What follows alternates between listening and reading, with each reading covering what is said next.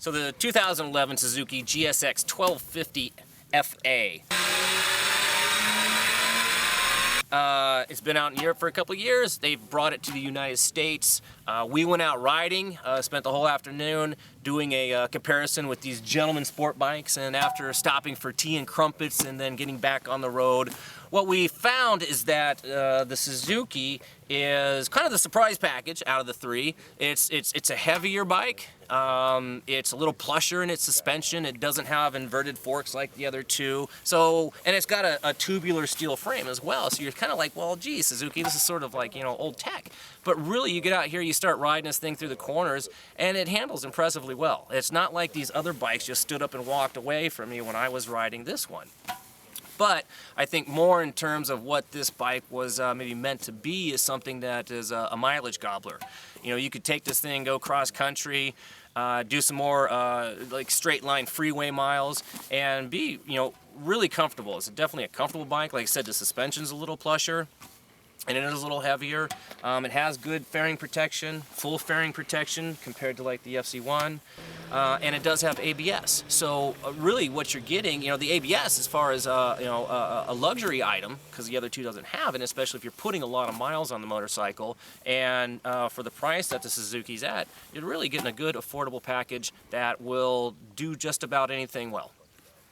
Okay, the 2011 Yamaha FZ1.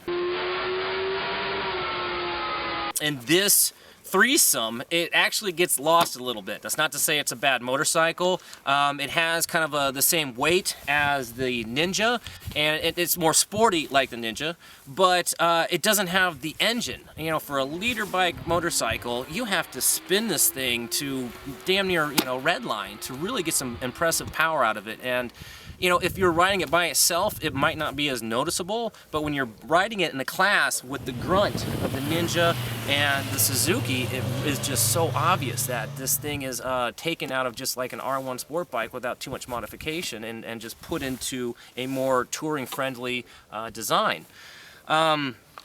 You know, it looks good, you know, it has inverted forks and, you know, the aluminum frame up here. And like I said, it's a lightweight motorcycle. It goes through the twisties nice, and its transitioning is very sport-like.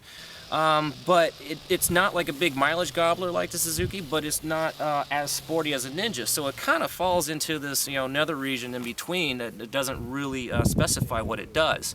And again, largely, it's just sort of a letdown with the engine. I mean, there's a lot of guys out there that like that top-end sport bike rush, and if you dig that, you're going to like this because it provides that type of feel.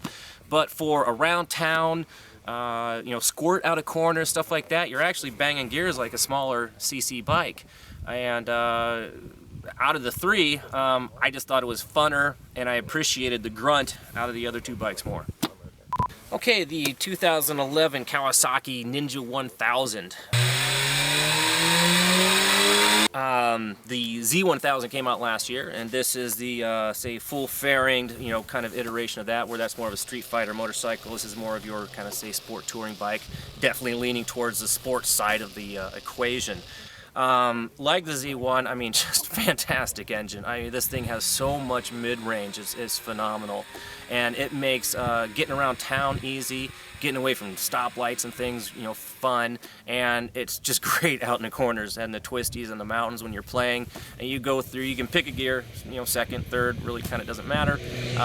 Lean it in, you start pulling the trigger on the way out, and it just sticks up and goes. So a lot of fun. You know, it's light enough. It's not as heavy as the Suzuki that we are also testing today. So if you were a single bike owner, like this is the only motorcycle you had, it's kind of a good thing to be a do-all.